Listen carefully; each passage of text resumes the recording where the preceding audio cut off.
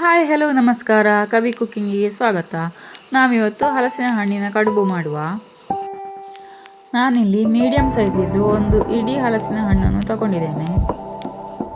5 cup ಆಗುವಷ್ಟು ಅಕ್ಕಿನ ನೆನೆಸಿ ತೊಳೆದಿಟ್ಟಿದ್ದೇನೆ. ನಂತರ ಒಂದು ಇಡೀ ಕಾಯಿ, 2 ಕಪ್ ಆಗುವಷ್ಟು ಬೆಲ್ಲ, ರುಚಿಗೆ ತಕ್ಕಷ್ಟು ಉಪ್ಪು ಹಾಕಿ ರುಬ್ಕೊಳ್ಬೇಕು. ಒಂದು ಮಿಕ್ಸಿ ಜಾರ್ ತಗೊಂಡು ಅದಕ್ಕೆ ಸ್ವಲ್ಪ ಅಕ್ಕಿ, ಬೆಲ್ಲ, ಹಲಸಿನ ಹಣ್ಣು, ಉಪ್ಪು ಎಲ್ಲ ಹಾಕಿ ಸ್ವಲ್ಪನೇ ರುಬ್ಕೊಂಡ್ರೆ ಆಯಿತು. ತುಂಬ ನುಣ್ಣಗೆ ರುಬ್ಕೊಳ್ಳೋದು ಬೇಡ, ಬಾಂಬೆ ರವೆ ಅಷ್ಟು ಇದ್ದರೆ ಸಾಕಾಗ್ತದೆ.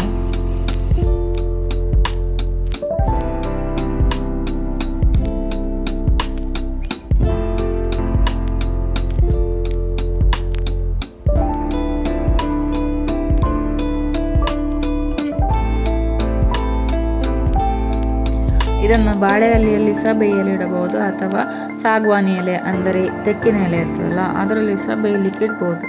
ತುಂಬ ಟೇಸ್ಟ್ ಚೆಂದ ಇರ್ತದೆ ತಿನ್ನಲಿಕ್ಕೆ.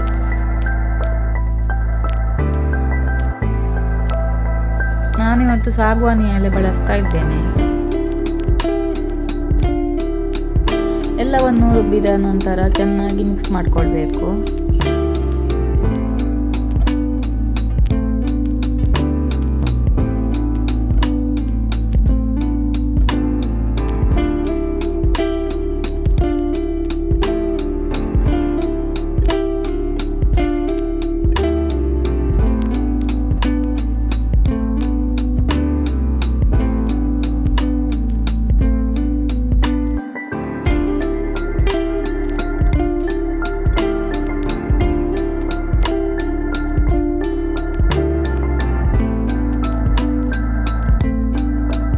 ಈ ಸಾಗವಾನಿ ಎಲೆಯನ್ನು ಚೆನ್ನಾಗಿ ಕ್ಲೀನ್ ಮಾಡಿಕೊಂಡು ಇದಕ್ಕೆ 1.5 ಸೌಟಷ್ಟು ಹಾಕಿ ಚೆನ್ನಾಗಿ ಬಿಡಿಸಿ ಅದನ್ನು ಆ ಕಡೆ ಈ ಕಡೆ ಮಡಿಸಿ ಬೇಯಲಿಕ್ಕೆ ಇಡಬೇಕು. 1 ಗಂಟೆಗಳ ಕಾಲ ಬೇಯಲಿಕ್ಕೆ ಇಟ್ಟರೆ ಆಯಿತು.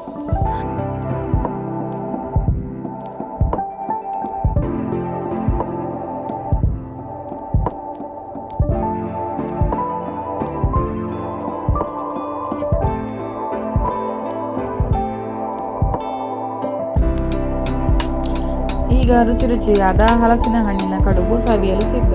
ಈ ವಿಡಿಯೋ ಇಷ್ಟ ಆದಲ್ಲಿ ಪ್ಲೀಸ್ ಲೈಕ್ ಮಾಡಿ, ಶೇರ್ ಮಾಡಿ, ಕಮೆಂಟ್ ಮಾಡಿ. Thank you.